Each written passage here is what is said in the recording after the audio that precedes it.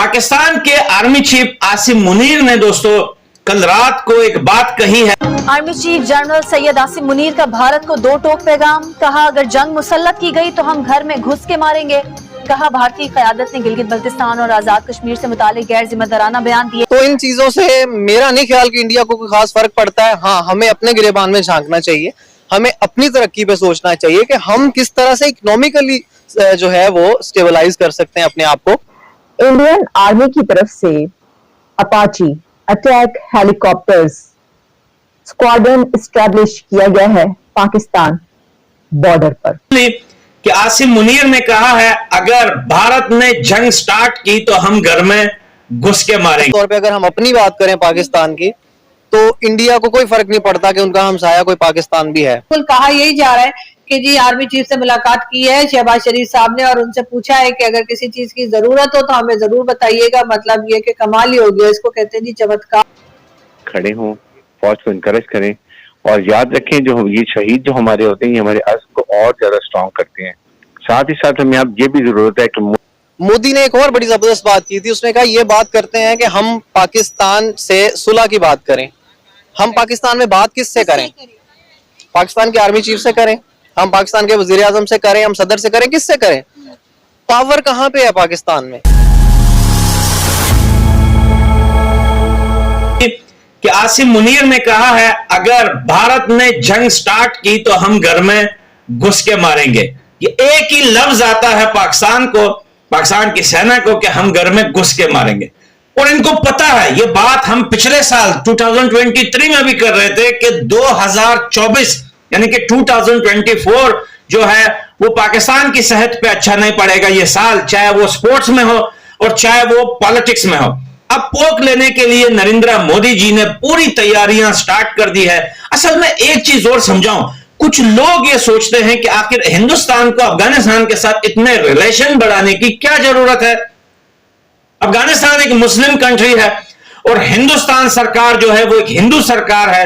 तो कैसे हो सकता है कि तालिबान सरकार के साथ हिंदू सरकार मिलकर चाबहार पोर्ट पे या किसी भी तरीके से या फिर और भी रिलेशनशिप बढ़ाने की कोशिश कर रहे हैं? लेकिन दोस्तों बात दरअसल इधर है कि ये जो दुनिया ना ये गोल है और दुनिया के अंदर दोस्तों वर्ल्ड वॉर 3 कभी भी लग सकती है। ये आपको भी पता है, मुझे भी पता है। वहां पे जाके देखिए रेड सी में क्या हो रहा है, यमन के साइड देखिए, गजा फलस्तीन के साइड देखिए, उक्राइन रशिया के साइड देखिए, अमेरिका चाइना को देखिए, अमेरिका कोरिया को देखिए। तो ये हर तरफ जो है हालात बड़े गंभीर है।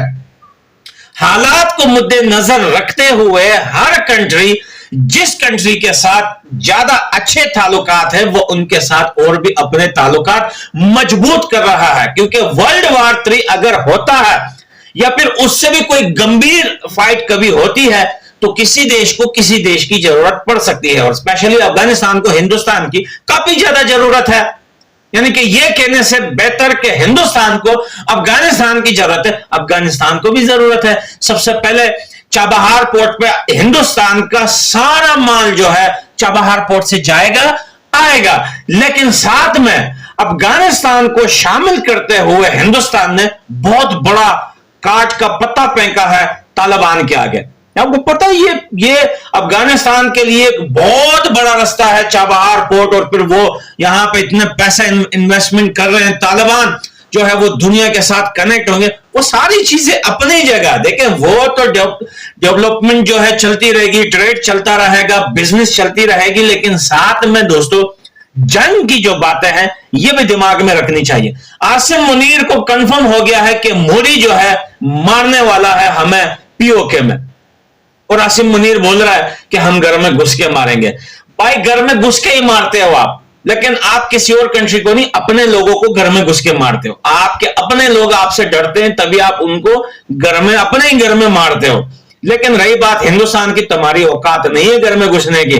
तुम अफगानिस्तान को मार नहीं पाए घर में घुस के, हिंदुस्तान को क्या मारोगे? और अब तो देखिए, मैं कई सालों से यह बात कर रहा हूं, बहुत सारे लोगों के समझ में नहीं आ रहा। बड़ा सिंपल लॉजिक है कि अफगानिस्तान हिंदुस्तान समझ लो ये दोनों एक ही देश है, और अगर वार कहीं से भी हो जाती है तो दोनों साइड से पाकिस्तान को पड़ेगी। अब ईरान भी इस लिस्ट में आ चुका है, लेकिन भाई देखिए पाकिस्तान इतनी बड़ी कंट्री नहीं है पाकिस्तान को खत्म करने के लिए। पाकिस्तान की सेना को मारने के लिए या उनके जुल्म खत्म करने के लिए उनके लोगों से, हमें तो पाकिस्तानियों में भी तरस आता है भाई, क्योंकि उनकी सेना उनके ऊपर भी जुल्म करती है।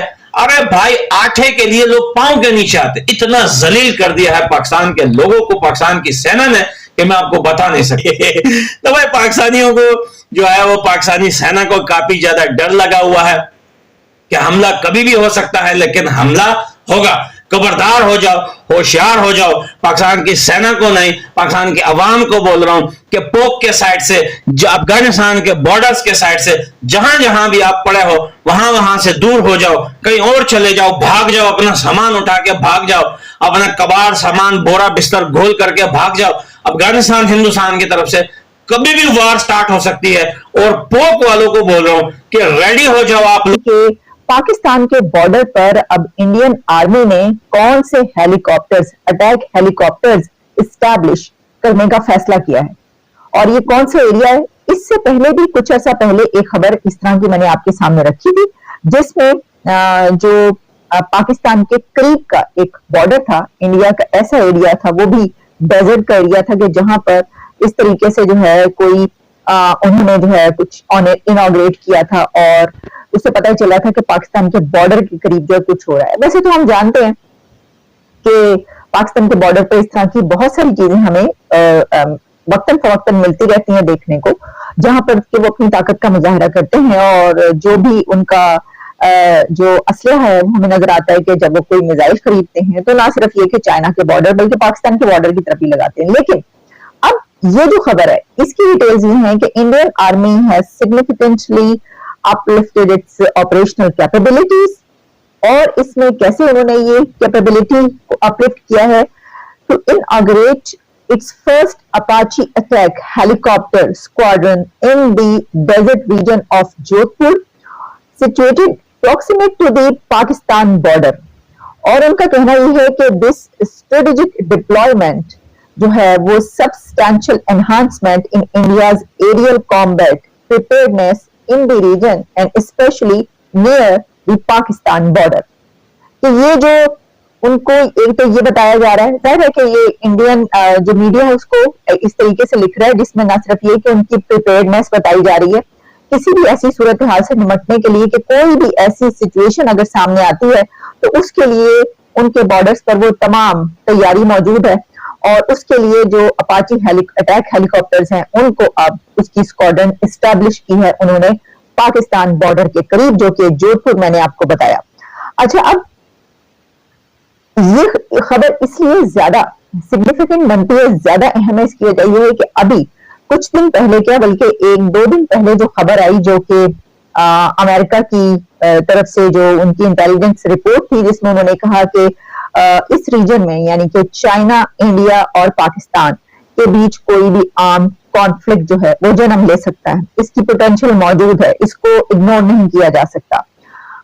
उसमें और भी बहुत सारी डिटेल्स थी। मैंने, अगर आप पिछला प्रोग्राम मेरा वो वाला उठाकर देखिए तो उसके अंदर मैंने बताया था जिस तरह पाकिस्तान के हवाले से उन्होंने कहा था कि ये जो टेररिस्ट ग्रुप्स हैं और जो जिहादी हैं और इस तरह के जो मिलिटेंट ग्रुप्स हैं, एलिमेंट्स हैं, उनको इंडिया के खिलाफ जो है इस्तेमाल करता रहा है और इस सिलसिले में वो सपोर्ट की है पाकिस्तान ने उनकी, इसके ऊपर बड़े खुल के उन्होंने वो रोशनी डाली थी, सबने जो है इसके ऊपर बात की।